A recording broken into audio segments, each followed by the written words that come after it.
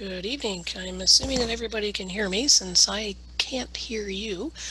If there is a problem, please put something in the chat box that you are having trouble hearing me. Uh, so today I will continue along merrily and just assume that everything is good.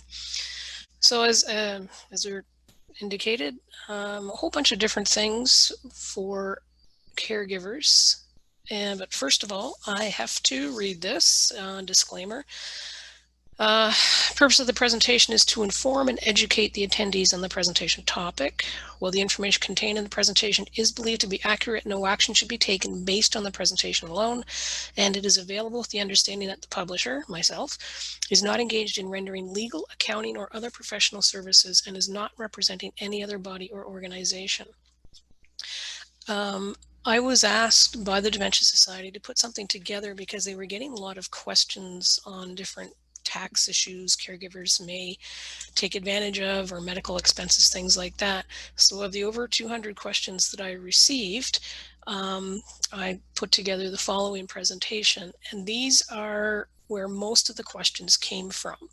So these are the things that I'll be covering. A good chunk of it is on medical expenses, just touching on the disability tax credit, and then a few other credits, just going to mention them, not really go into detail, that may be available.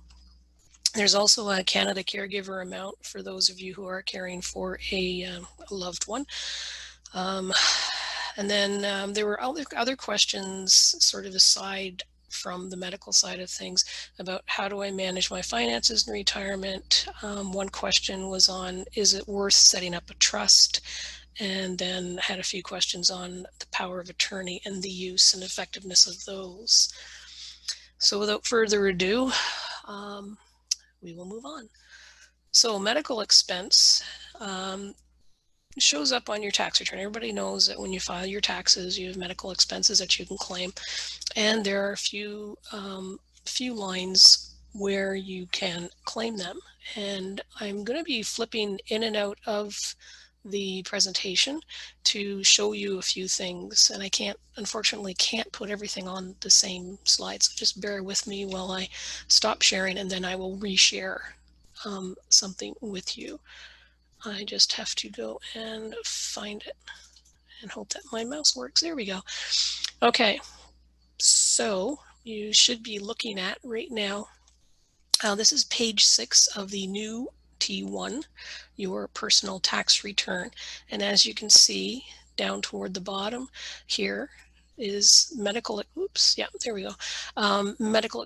So you can claim medical expenses for yourself, your spouse, common law partner, and your younger dependent children, should you have any. And you notice that there is a minimum amount. So you basically, it's based on your taxable income. So 3% of that, or this 2352, will reduce the amount that you can claim. But anyway, the point is I'm just showing you where the medical expenses come up on the tax return.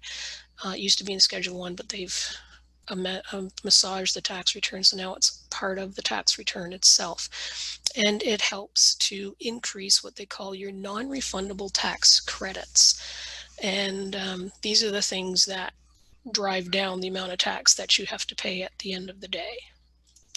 So I'm just going to go back. Sorry. There we go. Okay, so this is, again, the two lines that I showed you. So the first one was for you, your spouse, your common law. And then there are medical expenses you can claim for persons who are dependent upon you for support. So if you have a parent, grandparent, somebody who's living with you over the age of 18, and they are dependent upon you, and they don't need to use all of their medical expenses if they have any on their tax return, you can claim them because they are dependent upon you. But everybody wants to know, what is an eligible medical expense? So there is a great laundry list of items that you can claim, and there is later on I'll give you the number. I can't remember the top of my head. But there is a CRA document that provides a lot of like basically it's the whole list, and it tells you yes or no whether it's a medical expense or not. So basically, this is what medical expenses include. So medical services, okay, attendant care, drugs, medications, travel expenses, and then devices, equipment, stuff like that. So I'm going to run through each of these very quickly, just so you get an idea of what they are.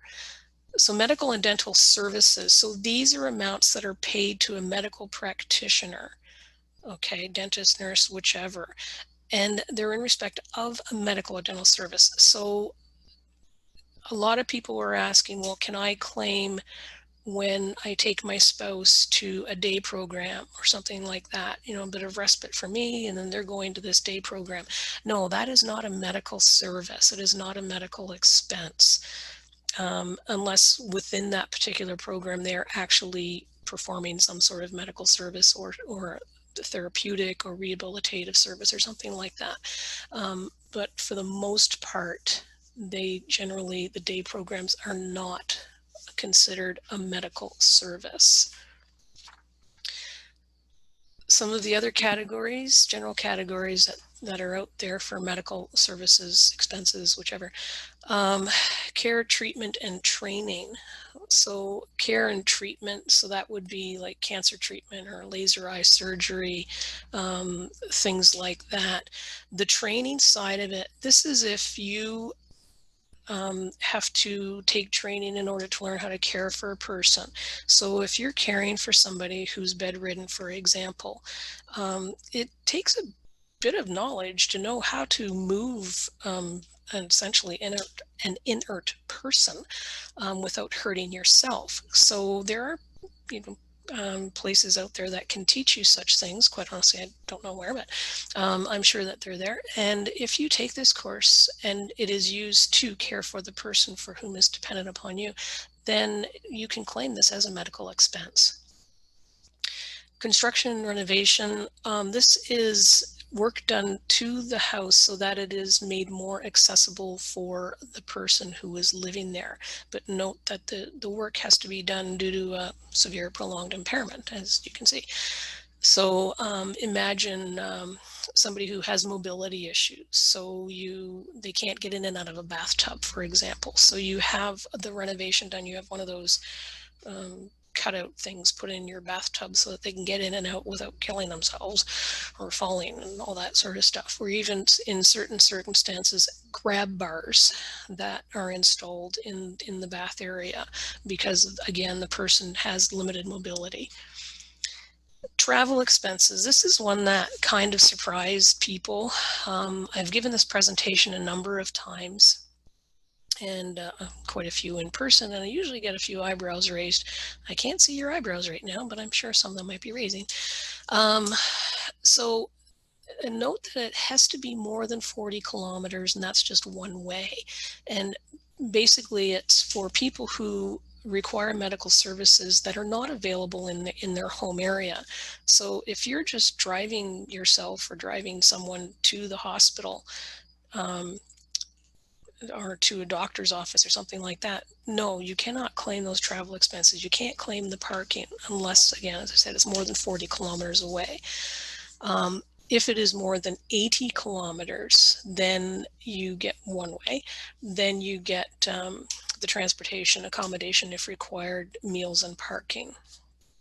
And between the 40 and 80, you just get the transportation expense. Now, travel expenses, um, automatically, I guess, an ambulance service. So if you have a private ambulance that takes you from a public or licensed private hospital to somewhere else and then back again, that would be a travel expense under the medical expenses list. My father, for example, he lived in a long-term care center, but he had a pacemaker. Well, not but he had a pacemaker. So every 6 months or so, he had to be taken to the hospital in order to have the pacemaker read, and see how many times it fired and all that sort of stuff. At any rate, so my mother was unable to bring the car to take him just because my father was a big man, and she couldn't manhandle the wheelchair and all that sort of stuff. So we had to hire one of those passenger transportation services. So I would take that particular expense and I would put it onto my father's tax return as as a valid medical expense. Um, okay, so that's just the medical expenses services kind of thing. So attendant care. Now, attendant care, this is part of medical expense. It's different than the caregiver tax credit. Um, and this is when an attendant care is care that's given by somebody who does personal tasks for which a person cannot do for themselves. So that is the key thing. So in long-term care, you have the nurses, you have the orderlies and all that sort of stuff that help out. Well, you may have additional people coming in to help you to do specific things like physiotherapy, whatever the case may be. So, or not, sorry, not physiotherapy. That would be a different kind of medical expense. But if the facility that the person was in did not have enough people to help everybody, I don't know, move about, get dressed, go out, do things, um, and that person had to hire an attendant to help them do those, then that would be an attendant care cost. So it's full-time, generally it's considered full-time, but it can also be part-time. Now, the attendant care, so when you are in the long-term care center, the ones that are funded, shall we say, they have the, the basic room is this much, and then the semi-private is a certain amount, whatever. It's not a retirement home, it's a long-term care. Excuse me. So the total amount of that long-term care center basically becomes a medical expense, pretty much all of it. Um, um, Personal items like haircuts and stuff like that would not be. But for the most part, everything in that long-term care center includes the accommodation, the boarding, um, nursing care, maintenance fees, things like that, social programming, things like that would be considered a medical expense. Now, a retirement home is different than a long-term care center. Retirement homes generally are more expensive, more often than not privately run. Um, and they can have various levels of care. So you have the, I had written down the costs of them. I can't seem to find it right now. Sorry. Um, so you have the independent living. So those ones are, you have your own little apartment, or you may go down for meals, whichever the case may be, but you don't require a lot of assistance. That's strictly a retirement home. It is not considered a nursing home, long-term care, so that sort of expense would not be deductible. If that person who lived in there did need an attendant to come in and help them get dressed or something like that, then that attendant care could be a medical expense. The second level of a retirement home is an assisted living part, where you do get a certain amount of care. Now, depending on how much care is involved and how the home is structured, this part of it may allow for some medical expense. Probably you would get the attendant care. Most of the retirement homes that offer attendant care um, will split the bill. When you get the bill per month or on an annual basis, however they give you a summary, they will tell you how much is board, how much is accommodation, whatever, and how much is for attendant care. So they will specify for you. I've seen a number of companies that do this. So the room and board part would not be part of a medical expense, but that attendant care would be. And then the third stage of some retirement homes is where they do have the high level care, and it's essentially, to put it very badly, it's like the lockdown ward kind of thing. So it equates more to a long-term care center where you have the 24/7 availability of nursing staff and all that sort of stuff. So now you're getting to the point where it's equal to the long-term care centers, and most of those expenses would then become part of a medical expense. Now note that the last bullet there says that the attendant care can impact your DTC. That stands for disability tax credit. So it can can impact how much you can claim on that, whether you claim the attendant care or the disability tax credit.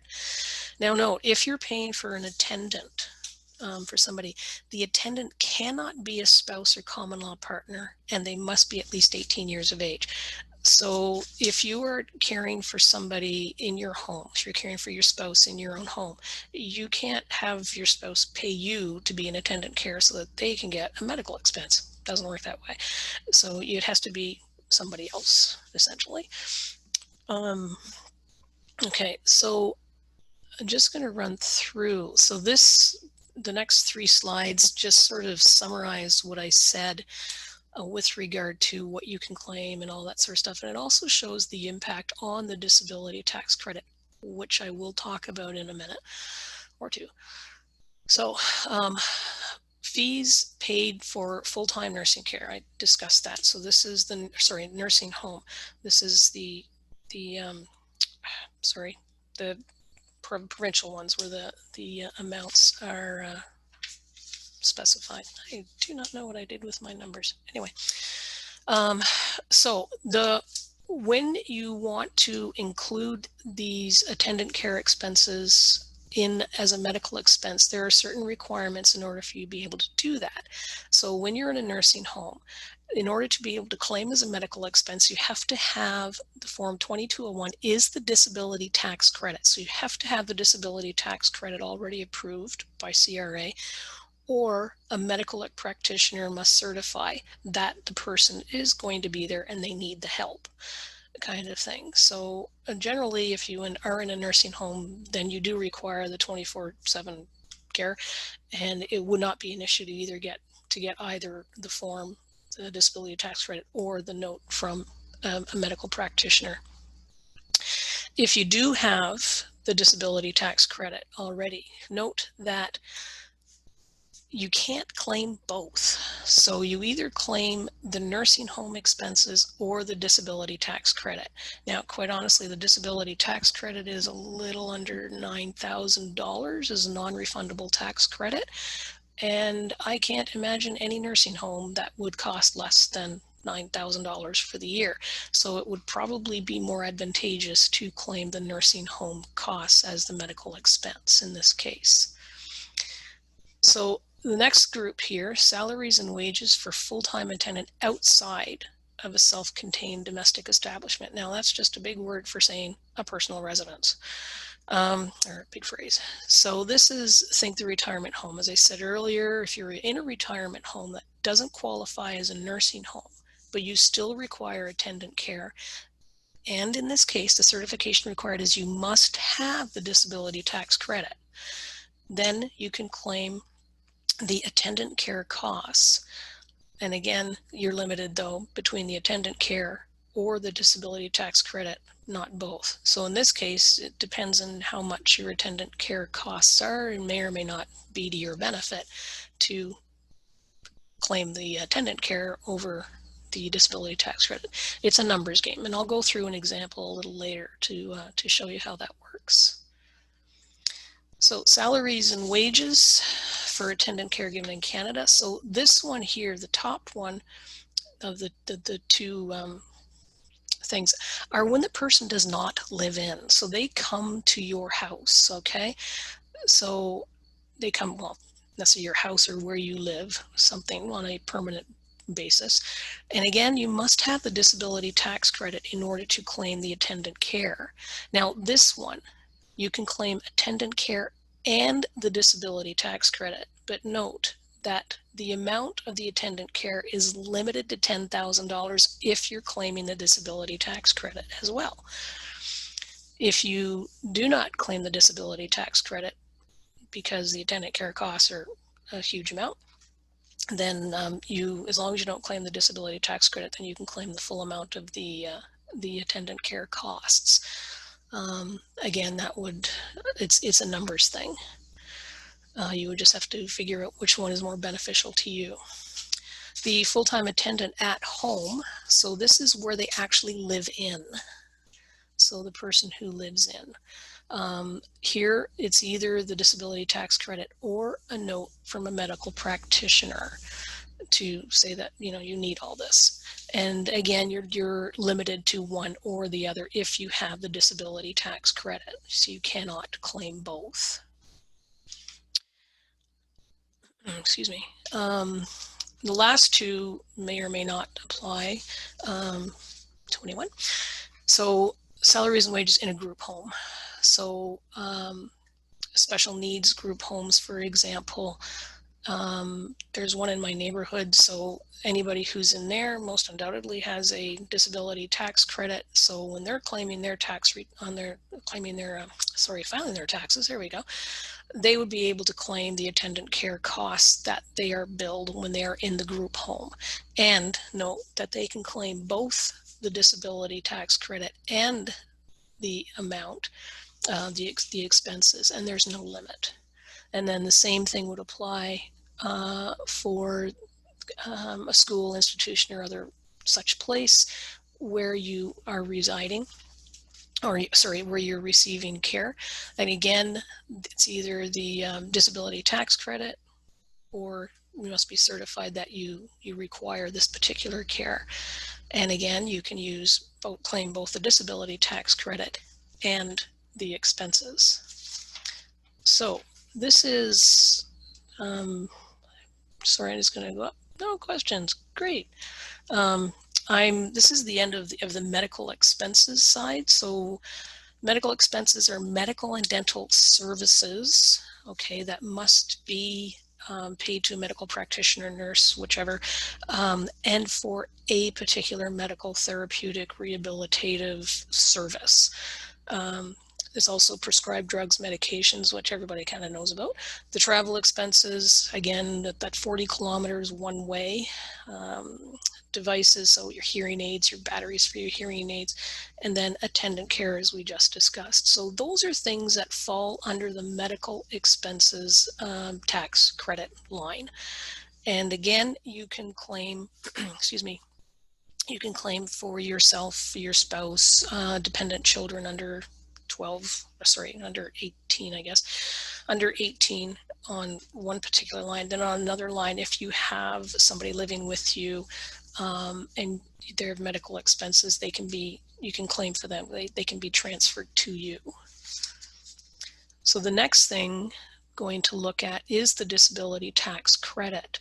Now, usually when I was giving these in person, I would sort of ask, okay, well, who has one? Who's heard of it? And it's about split halfway between. So I'm going to run through very quickly about how you go about getting it and the impact of it. So again, disability tax credit is a non-refundable tax credit. So it reduces the amount of tax that you pay. And currently, this year,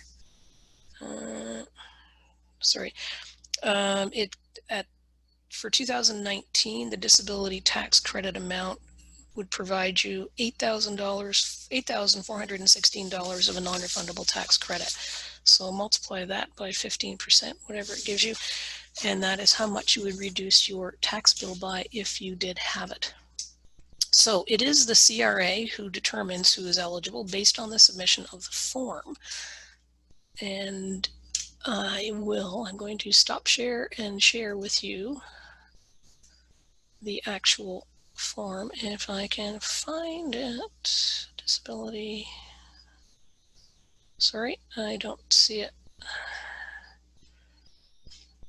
Well, I guess I don't have it. That's the T1. I thought I had it. Oh, sorry. I'm waiting for it to, there it is. So this is the disability tax credit certificate form that is filled out by an individual or somebody helping them in order to see that they may qualify. So it is basically the individual is unable to perform or do certain activities, the basic activities of daily living. So these basic activities of daily living are speaking, hearing, walking, eliminating, bowel, bladder function, feeding, dressing, mental functions necessary for everyday life. Okay, so the first one, vision, is one, obviously. So if the person is blind, legally blind, then they could very well qualify, well, legally blind, qualify for the disability tax credit. Speaking, hearing, walking, and each one you notice, and it says in right after, so walking, for example, medical doctor, nurse practitioner, occupational therapist, these are the people that have to sign off. So, I mean, it makes sense. You wouldn't get a dentist to sign off on inability to walk or something like that. Eliminating feeding, mental functions necessary for everyday life. So because this is the Dementia Society, this is probably the one that you would be considering if you were going to get the disability tax credit, if you're going to apply for it. And the most important part of this form is here on this page. So it'll be page 5, effects of impairment. So yes, you can tick the box. I'm going to go back. Sorry for running back and forth on you. So yes, you can say the person is markedly restricted in performing mentally functions. Tick yes. And when did it start? You put a year in. And then the doctor that is signing off on this thing has to say how the impairment affects the patient or the person and their ability to just continue daily life. If it's not well worded, it's quite possible that the disability tax credit application would be denied. So I'm just going to go back. Sorry. Oops, wrong one. I want to do that. Okay.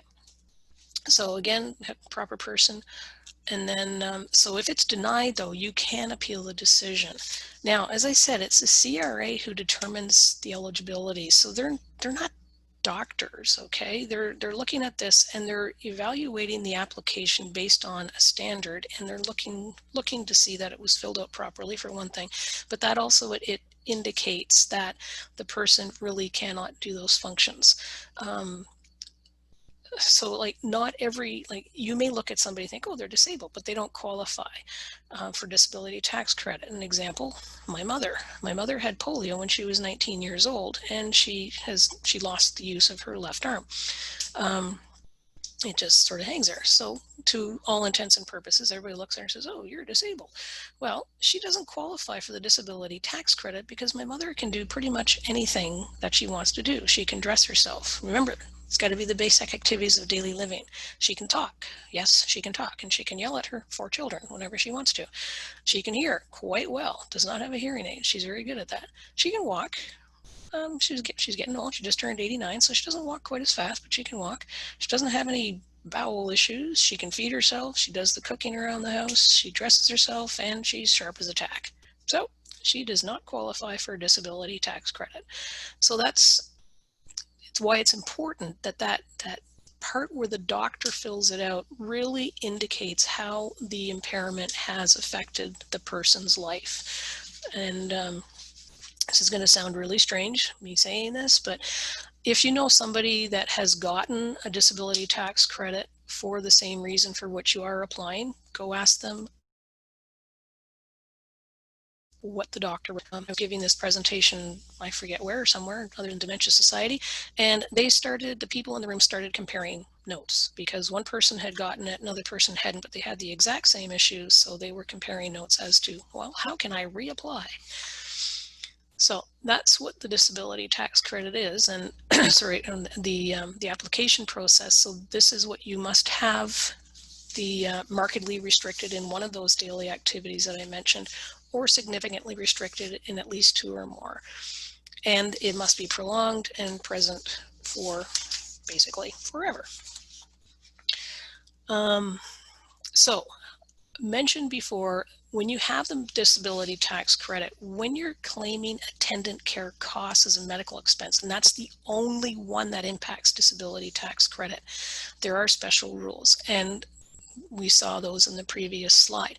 So as I said, it becomes a numbers game to find out which one is most beneficial for the person. You have to basically run the numbers. So if we take an example and we see that John's on a disability pension, okay, and he gets $29,000 a year, and that's it. He does have a disability tax credit already approved. Oh, and while I think of it, do not submit your application for a disability tax credit with your tax return claiming a disability tax credit. It is advisable that you actually file the claim, sorry, the application, if you will, the form, the disability tax credit form first. Get it approved, and then when you file your tax return, it's already taken care of. Because one, if you put the disability tax credit amount on your tax return along with the application at the same time, it will delay your tax return being completed because they have to approve the form first before they can approve your return. And the other side of the coin is if you're denied, well, you're going to end up losing the disability tax credit, and it may put you into a payment position depending on your other credits. So just make sure you do the disability tax credit thing before you actually file your taxes claiming it. Excuse me. So the example here. So his income is $29,000. His disability pension. He does have the disability tax credit, and he pays his neighbor $14,000 for full-time care. So, sorry, I'm gonna stop share again and go here. Now, can I bring up the other one at the same time? Oh, there we go. So, I'm hoping you can see this. So step one, option one. So option one, and you'll notice these are pretty much identical across the board here. So option one, he has his pension and he gets a non-refundable tax credit, or sorry, he has his pension, $29,000. So this is his non-refundable tax credits on his tax return. So he gets a basic personal amount of $12,000, pension income $2,000, disability tax credit $8,400. Now remember, if in this case he had the person come in, so he could get both the disability tax credit and the attendant care, but only up to $10,000. So here he's claiming the $10,000.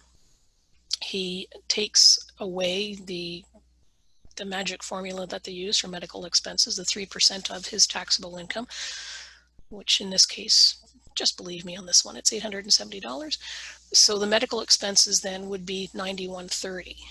So add all this up, gives you his total non-refundable tax credits. Here's the rate, and here's what his actual non-refundable tax credits would be after applying the rate. So his income, remember we said it's $29,000. His tax on that is $43,000. So he has taxable income, or sorry, tax payable of $43.50, and he's got non-refundable tax credits of $47,000, meaning he would get a refund of $392. But option two is he does not claim the disability amount. He claims the full $14,000 that he paid his neighbor. Okay, so this gives him only $27,000 that is multiplied by the factor to give him $4,000 of non-refundable tax credits. So obviously he's going to go from getting a credit or a refund of $392 to paying $270. And I think it's kind of a simplistic example, but you can see that, well, 10 plus 8 is definitely more than 14. So if your medical expenses, the attendant care expenses in John's situation, if they were more than $18,416, then it would make sense to claim the attendant care expenses and not claim the disability credit. So that's what I mean. You sort of have to play with the numbers to see which works best for you. There we go. Okay. So that is the end of talking about disability tax credit now. So for both the medical expenses part and the disability tax credit, these are some quite good resources of information. The income tax folio, the DRC 4065 that's there, that's the one that has everything you can imagine, and it tells you whether it does qualify as a medical expense or not. So it goes through a big laundry list of items A to Z. And then for the disability tax credit itself, there's a guide as well as another income tax folio. These are just pamphlets, if you will, that provide information on specific topics. Now, you can find these online. My suggestion is sometimes it's very hard to find things in the CRA website. So my favorite trick is to go to Google, and then I will just type in, or your favorite search engine if you don't like Google, just type in RC 4065, for example, and chances are it'll be right there at the top list. Now, when you're clicking on a link, make sure that it's the canada.gc.ca one. There's a lot of people, a lot of like CA firms and even insurance companies, legal companies, and all that sort of stuff. Not that they're giving bad information, but it's best to get the information directly from Revenue Canada. So make sure you click on the one that is the canada.gc.ca website, and the link will take you directly to the form, and you'll be able to read it. And it will also have all of the most recent updates, just in case one of the external sites don't update their websites that frequently. So other credits, just check, no comments, yay. Other credits that may be available. Sorry, I was just looking at something and I shouldn't have been. Anyway, other credits, home accessibility expenses. Again, this is making renovations. Note that there is a requirement the person must be 65 or older or eligible for the disability tax credit if they're not 65. So this is an example being that a friend of mine, her husband had a stroke, and he ended up not being mobile and having to use a wheelchair or a walker. Now, they lived in an older home where the doorways were all quite narrow. And unless he wanted to spend the rest of his life in one room, they had to do something about the doorways. So they had the doorways enlarged. He did not need to go to long-term care like that. He was still able to live at home. He couldn't get around. So having the doorways enlarged so that he could get through them to go to the bathroom, go do this, get out of the house, whatever, that would be a home accessibility expense. So that is a credit. Excuse me. That's a credit that is available. In addition to the home renovation, which falls under the medical expense thing. Refundable medical expense supplement. That is if a low-income person has high medical expenses. So if you're low income, you don't pay a lot of tax, right? We hope. And if you have high medical expenses, well, that's great. A lot of non-refundable tax credits to lower my taxes that I have to pay. But if my medical expenses are so high that it creates my non-refundable tax credits being greater than the taxes that I owe, well, then I've lost the benefit of that non-refundable tax credit, because a non-refundable tax credit is, if you can't use it, you lose it. So if I have non-refundable tax credits of $5,000, but I only have taxes payable of $4,000, well, that extra $1,000 in non-refundable tax credits, I can't carry it over to next year. It's gone. So in this case, what they're doing is, if there's somebody in the instance where the medical expenses are high, but it doesn't help them to reduce their tax bill at all, there's a refundable medical expense supplement. There we go. Medical expense supplement that, because it's refundable, you get it regardless of what your taxes are. So on, sorry, I'm gonna stop share and go back to my T1, wherever it went to. Sorry, I've lost it. Where'd it go? Anyway, oh, here. So the T1, so these are non-refundable tax credits, okay? So you get a number, you calculate your taxes owing, and then somewhere down here, you take off your non-refundable taxes to get your net federal tax. Oh, here we are, net federal tax. So they're in here somewhere. Anyway, excuse me. So you get your net federal tax, figure out how much it is, but a refundable credit comes after you figure out how much your total payable is. Okay, so you've figured out, so here's my net federal tax, already taken into account my non-refundable tax credits, any over contributions I have to pay back, provincial tax, blah, blah. Here's my tax bill. Okay, A refundable tax credit is something that comes off after you've figured out the tax payable, and it will make, so if this is $1,000, let's just pretend this total tax payable is $1,000. Okay, so and you had no tax deducted, so we'll just ignore that. But you come down here and refundable medical expense supplement. Now the maximum was $1,200, something like that. So let's say the person qualified for the maximum medical expense supplement, and they could put the full $1,200 in there. Okay, so you add all these up, and then you subtract from this $1,000. So let's say that the 1,200 was the only one that they had there. So you get to deduct 1,200 from 1,000, meaning that the person's going to get $200. So a refundable tax credit, the excess is not lost. It goes into your pocket. So that's the difference between the two. And sorry, I'm going to go back to, where was I? There I am. There we are. So that's the refundable medical tax expense, when your medical expenses really don't help you an awful lot in reducing your tax bill. Working income tax benefit is, again, it's for a low income, and then there's a base amount that you can get, plus there's also a disability amount. Disability supports. So this is if you have an impairment but you require something in order to be able to work or go to school, then you can claim, you get a credit, or sorry, you get a deduction for that.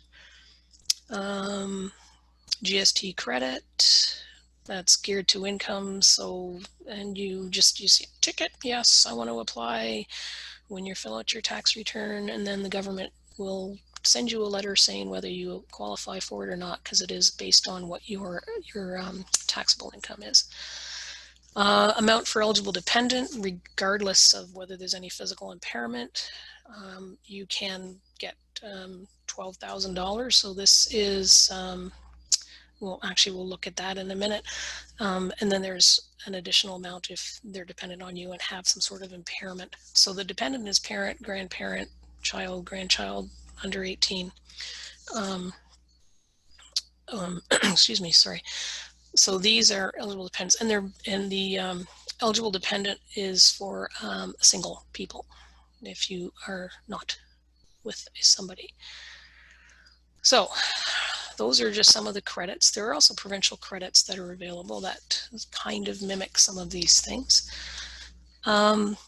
So the Canada Caregiver amount. Now this one is, there's 5 parts to it, and depending on, sorry, I'm gonna do this again to you.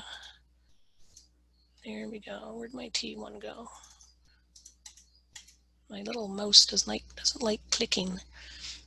So I'm going back to the non-refundable tax credits page. So step 5. So, excuse me, sorry. The caregiver amount is given when it's to help with expenses when taking care of a spouse, common law partner, dependent, or somebody who has an impairment or in physical or mental functions. And it can be claimed on a variety of lines depending on who you are claiming it for. So this is this particular line, 3,300 or 30,300, spouse or common law partner. It becomes part of that amount. It can also become part of this amount, and it says complete Schedule 5, and we'll look at that in a minute. So it becomes a part of the amount when you go through and do the calculation. This particular line, Canada Caregiver for spouse, common law, eligible dependent, 18 or older. Other infirm, age 18, and this is the one where for the kids under 18 years of age, it's kind of an automatic if they have the disability tax credit, or you are eligible for the Canada Caregiver amount. So I'll just, because I'm here, I'll show you Schedule 5 now. So this is the one I said for the spouse or common law partner, you can claim. Now you note that there's a base amount, okay? So you start out with this. So this is just claiming the spouse or common law partner amount. So if your partner is fine, you're not getting a Canada Caregiver amount for them at all, and they have a low income, then you would be eligible to get something just for the sake that they're your spouse or partner or common law partner. If, however, you are entitled to the Canada Caregiver amount, then you would add 2230 to this amount. But it is predicated on how much your partner's net income is from page 1 of their particular return, your return, because you put their net income on your return when you're filing.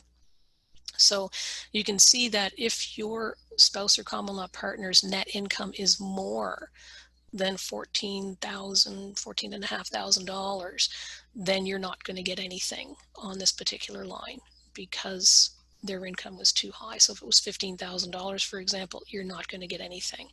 And they all work similarly, so that you have a base amount, you add the caregiver amount, you subtract any income that person that you're claiming for may have, and then the result would be whether you get, if it's a positive number, you get the credit. If it's not, you get nothing. And again, they're all virtually the same. Canada Caregiver amount, spouse common law, over 18. So this is a higher base amount. But notice, so that if you cannot claim anything in either of these two, because that's a pretty low base amount, this is higher. So if you can't claim anything on line 3400 or 3500, sorry, 3300 or 3400, they changed all the numbers on me. There may still be an option to be able to claim something on this particular line, 30425. But you notice that if you could claim anything on the other two, it'll come out here. So you can't double claim.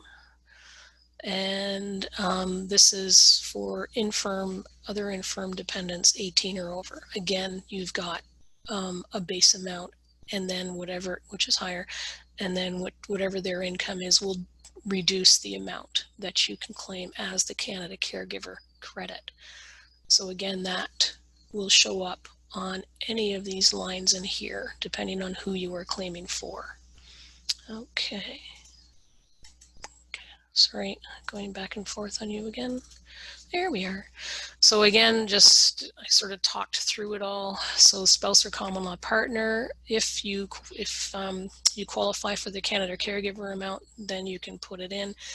You add it in to that particular line when you're doing the Schedule 5 calculation. So again, this is all, I went through all that. So these are the amounts. These are the higher ones. They have the higher base, the 23,906. So you see it's a higher maximum amount that can be claimed as well. So that's pretty much the Canada Caregiver credit. And so basically as I said, you are helping this person. And it may require, if they have a disability tax credit, generally that's sufficient.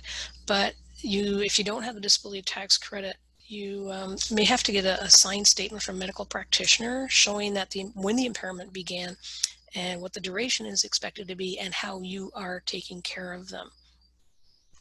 So an individual is considered to be dependent on you if they rely on you regularly and consistently to provide them with some or all of the basic necessities of life, such as food, shelter, clothing. And the dependent you are supporting must be infirm, okay? They do not have to live with you, but you would have to attend them on a daily basis in their home. An example, a friend of mine, her son had disability tax credit, but he wanted to be independent, so he had his own apartment.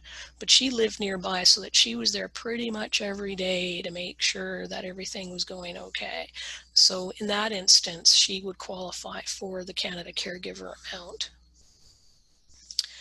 And I think that's about it for that. So that's a Canada Caregiver amount. So moving along, getting away from the medical expense side, the tax side of, the tax return side of things. And moving into managing finances. Now, this is a legitimate concern of a lot of people.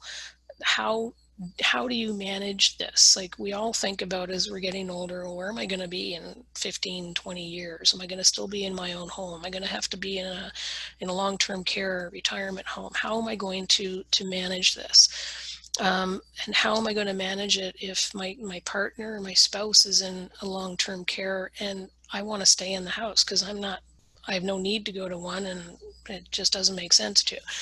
So there's no easy answer to that one. There really isn't.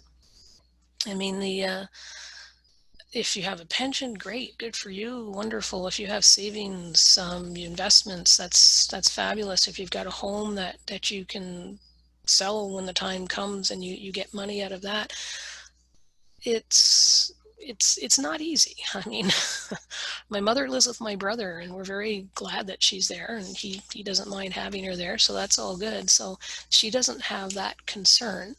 But if she did, like, I don't know if her finances would, or even the four kids, if we'd be able to get together enough to pay for her to be in a home. And it's hard to say. These are things that you have to think about before you get to that point. Kind of like tax planning. If I want to pay minimal taxes way down the road when I'm starting to collapse my RIFs and stuff like that, what do I have to do now in order to pay minimal taxes? So accessing your funds. So these are ways that you can generate inflow. Well, you can't really generate inflow because you've already got it.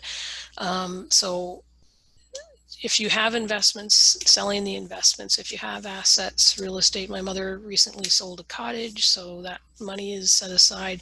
Um, dividend dividend paying stocks. They're riskier, but they're a little bit more consistent. They give you money, but they're stocks. They're at the whims of the market. They can go up and down, and we all saw how things went for the big tanker in early this year. They are coming back, and they're pretty much back at the levels they were prior to the COVID pandemic announcement. Um, annuities are something that people consider. So this is where you give a whack of money to either I think it's a bank or a trust company or somebody. There's specific people that can establish annuities for you. So you give them a whack of cash, basically for a guaranteed amount of money to come to you for a certain period of time. So the whack of cash that you give them up front is based on actuarial tables. So if let's say you're 50 years old today, okay, and you say, well, I want to get an annuity that's going to pay me X $1,000 a month, just to pick a number, $1,000 a month for every month till the day I die, starting when I turn 65.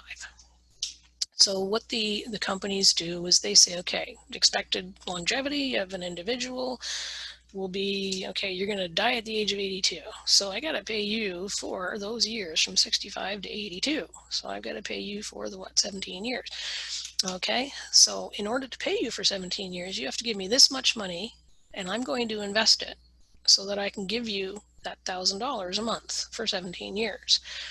So because interest rates right now are a little on the low side, you're going to have to give them a lot more money than if interest rates were, 1970s or 1980s numbers.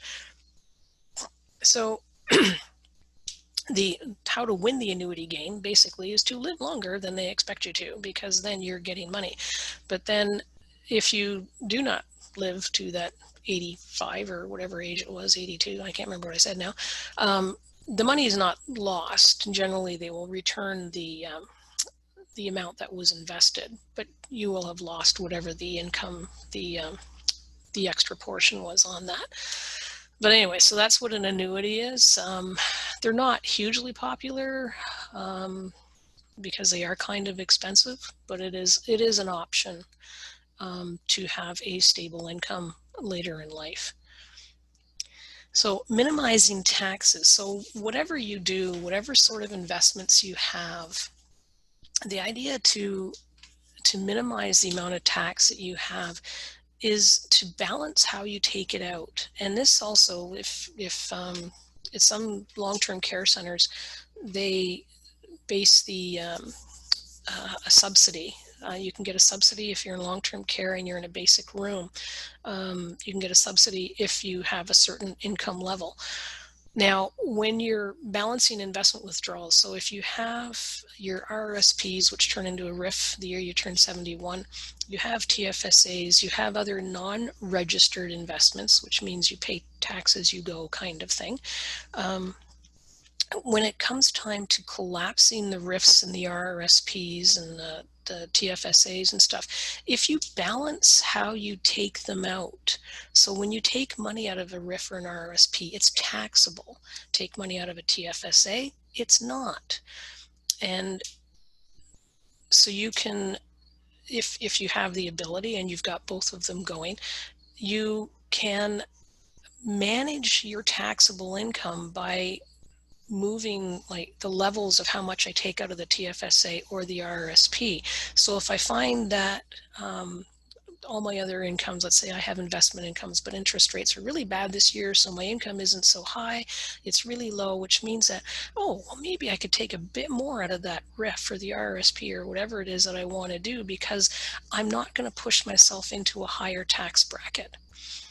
The other side of the coin is if, oh, well, things are going really well, yay, I got lots of investment income, so maybe I don't want to take as much out of the RSP, or I'll just take out the minimum amount from my RIF, but I need an extra cash, so I'm going to have to take it out of my TFSA. But that's not a taxable income, so it doesn't send my tax rate through the roof. Now, going back to the long-term care center thing, if you are applying for the subsidy, they don't see the TFSA withdrawals on your T1, because that's what they use to determine your net income. They look at what your taxes payable were. So if your withdrawals are from a TFSA, it doesn't show up on the T1. So that's just a little tip there for trying to keep your income down. Excuse me. Pension splitting, and actually in this one, so pension splitting is any eligible pension. And any eligible pension basically is a regular annuity, superannuation, pension fund, or a pension plan or something like that. And it would, as far as I can figure out, would include a disability pension. Somebody had asked that question, I wasn't sure, but I did a bit of research, and I believe because of the disability pension is from the employer, so it's probably part of a superannuation plan or a fund. So it would qualify for pension splitting. So pension splitting, if you are in receipt of an eligible pension and your partner does not have a pension, or just has a lower income or whatever the case may be, you can split up to 50% of your pension, and the amount you split is your choice year to year. It's, you can play with that number. So whatever makes it beneficial. So by splitting the pension, you also split the taxes that you paid on it too. So you don't just give them the pension income amount and you keep all the taxes paid. No, it doesn't work that way. They get the taxes paid too. But what it can do is it can take both of you, take you out of a higher tax bracket and bring your partner, spouse up, but hopefully not into a higher tax bracket. So you just sort of have to play the game again. It's all a numbers game when you're doing your taxes. And the biggest thing is to make sure you don't put yourself into a higher tax bracket. You want to be in the lowest tax bracket possible. So pension splitting, there's a little form you fill out, but if you file your taxes using any of the programs you file, Quick Tax, whatever they're called, as soon as you tick the box that you want a pension split, it automatically fills out the form for you. CPP sharing is, is a similar idea. So I can share my CPP with my spouse, but I do it once, like I initiate it when I either enter into getting my CPP, or I can send in a form after the fact, whichever the case may be, so that I believe it's up to half that you can share with your spouse. So what happens, and I send in the form, I say, okay, I want half my CPP to go to my spouse. Okay, great. So that person will get half of your CPP and you will get the other half until you decide not to do it. Then you have to send in another form, say, please don't do it anymore. or one of you passes away. So that one is a fixed thing. It's not a fluctuating one like the pension splitting. CPP sharing is a fixed thing, and you have to apply for it, and you have to unapply, if you will, for it. And then other federal, the provincial and federal credits that are there.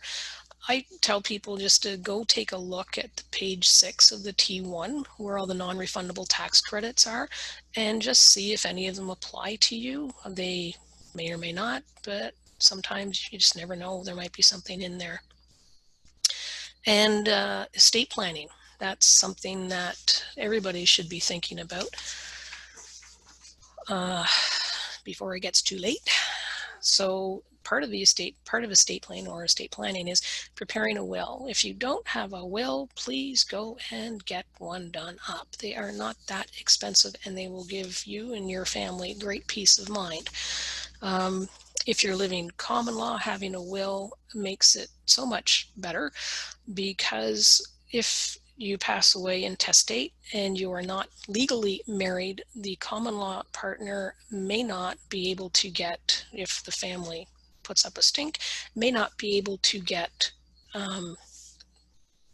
anything, the shared assets, whatever the case may be, because the family will come first.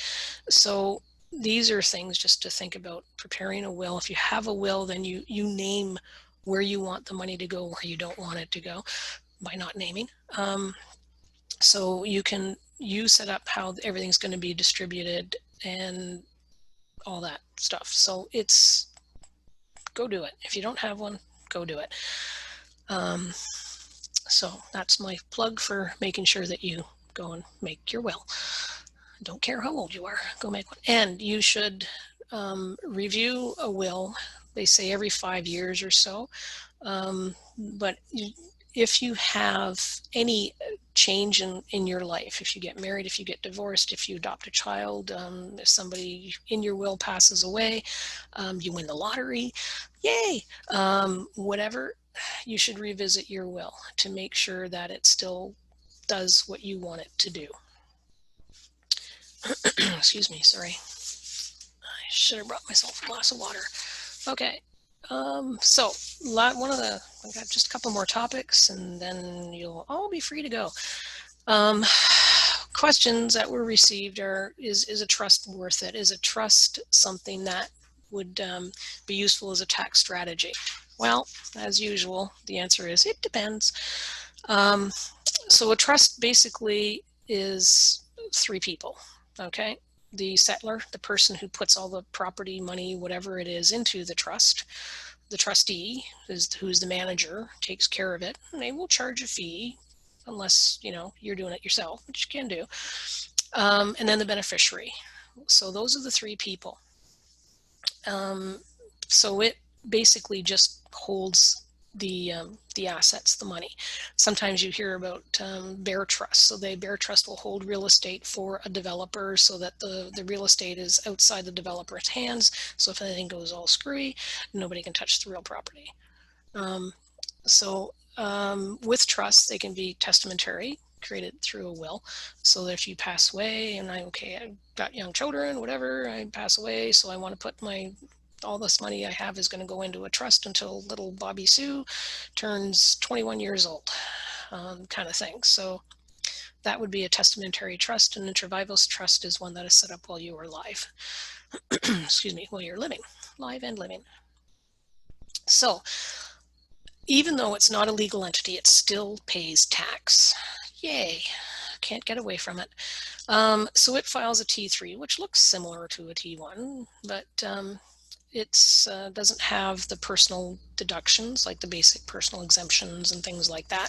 And also, unless it is a GRE, which is a graduated rate estate trust, and that is basically a state that it's a trust that arose on as a consequence of somebody's death, if certain conditions are met, or a qualifying disability trust.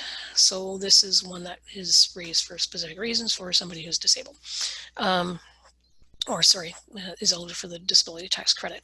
So those are the only 2 that don't pay the highest rate. Now, the highest rate in Ontario right now is 53 point some odd percent. So for every dollar earned by a trust or a highest rate individual in Ontario, they will pay 53.5 cents on that dollar towards taxes. So you may not want to do that.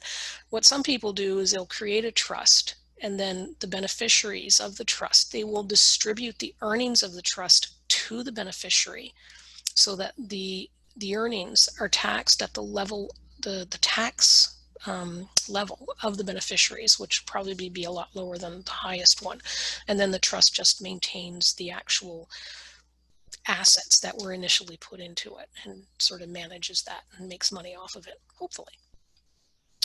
So a trust must be established while you're legally competent. So it is legal document. So the trust deed, as they call it, that sets up the trust itself, is a legal document. So you have to be competent when you sign it. It also makes it easier to manage, so that if you set up the trust and you don't want to manage it, then you can hire a professional to manage the trust for you. An alternative to a trust, obviously, is a power of attorney for financial matters. So it's a little bit cheaper, obviously, to do that. You just say, yep, sign a paper, you're the power of attorney, yay, and away you go. So there's no extra paperwork because everything is still yours. When property is transferred to a trust, it no longer belongs to the individual, it belongs to the trust. So now there are two inter vivos trusts, two living trusts that can be established that, depending on your level of wealth, may be worth it. And they also provide a bit of future planning, if you will, should your own health or something go south. So the alter ego trust, basically you are the settler and you are the benefactor. Okay, and you can be the trustee or you can name somebody else to be the trustee. So basically what you do is you take all the assets and you here's the criteria: beneficiary. Okay, the settler is the beneficiary, must be equal to or greater than 65, and you can roll all your assets into the trust without paying capital gain. So normally, if I just put money into a general trust, shall we call it, I'm considered personally to have disposed of it. So if I have a piece of land that I want to put into a trust because I want it to, eventually it will accumulate in value, and I want it, that trust will be, the beneficiary is my great niece. Okay, so when I put that property into this general trust, I, Carol, am deemed to have sold the property, and I will have to pay capital gain on whatever the difference is between what I paid for it and the value of the property at that time. So that's if I put it into a general trust. An alter ego trust, if I was to put that same property into an alter ego trust, there is no tax event at that time. So the tax event will come when I pass away and the trust has to be distributed. So essentially an alter ego trust is kind of like a living will. So like in your will, like if I'd written a will and I had that property in my hands, I'd say, oh, okay, I want to leave the property to Clara, my little great niece. So I leave it to Clara. All right, so she gets it. In the deed, the trust deed that sets up this, my alter ego trust, I can basically do the same thing. So I can say, okay, when I pass away and this trust is wound up, okay, because I no longer exist, then the property will go to Clara at that time. So I can do that within the trust deed. And because the property in the trust is not mine, it belongs to the trust. Even though I'm the beneficiary, it belongs to the trust. There's no probate. So that's why using a trust can be beneficial if you have a lot of investment or a lot of value that you can put into the trust. Mind you, probate fees are 1.5% or something like that. So they're not a huge amount. So then the settler can be the trustee, or they can name somebody else, their choice. So again, probate is not required, which also means that beneficiaries will receive the inheritance with less delay because you're not going through a will either. So you don't have to wait for a will to clear. You don't have to wait for clearance certificates from CRA, and all that stuff. So things will move a little bit faster. And then also, incapacity planning can be achieved so that if you set this up, you're maybe early onset something, you set up the trust so that your finances are being managed by somebody, and they're outside of you, so um, things are being taken care of for you financially. But again, um, a power of attorney for financial is also an option. Disadvantages, again, tax returns are required to be filed on an annual basis, but you got to file a tax return if it's in your own hands anyway. So one or the other. The downside is any income that's retained in the trust. Remember I said you can take the earnings and pass them to the beneficiary so that the trust doesn't pay tax on the earnings.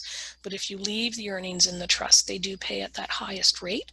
There are costs, obviously, to establish the trust and keep it running. And then the reporting requirements that are here, just basically, it's nothing too onerous. You just have to list what the assets are within the trust itself. So that's not too bad. And then the other trust that may be of use, joint spousal or common law trust. So it's all the same things that we just saw about the alter ego trust, except both the parties, both the both the spouses, there we go, both the spouses or common law partners are the beneficiaries of the trust. So if one person passes away, then it all goes, like the trust remains, but it's in the name of the other person. So that is trust that may be of use or value, depending on the level of your investments and all that sort of stuff that you have. So last thing, I want to talk about is finances, power of attorney, finances, and property. So there's two powers of attorney. Okay, power of attorney for personal care. Some people call it substitute decision maker. And then power of attorney for finances and property. So within the finances and property, there are the two different types. So the general one is only while you are capable.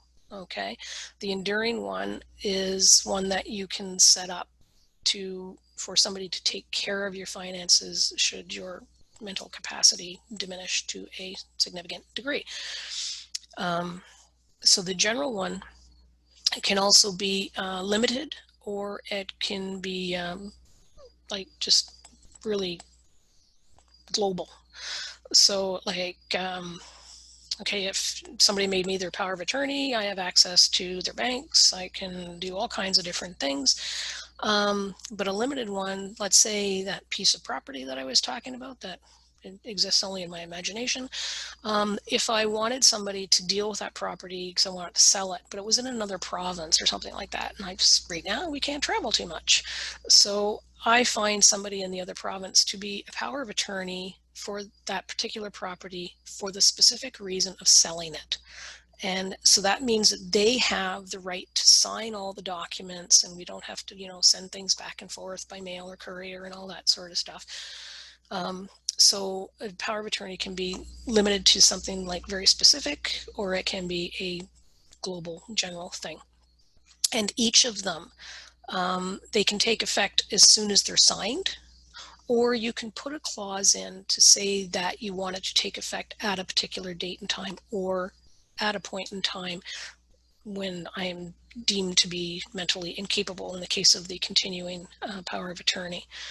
So that is a choice, but it is very, very, very, very powerful tool, the power of attorney. You basically, excuse me, you are that person, okay? So if I have the power of attorney for somebody, I can go in and clean out their bank account. and without them really knowing, because they've given me the power of attorney. I go to the bank and say, look, I got the power of attorney, I can do this. And they'll say, oh, okay.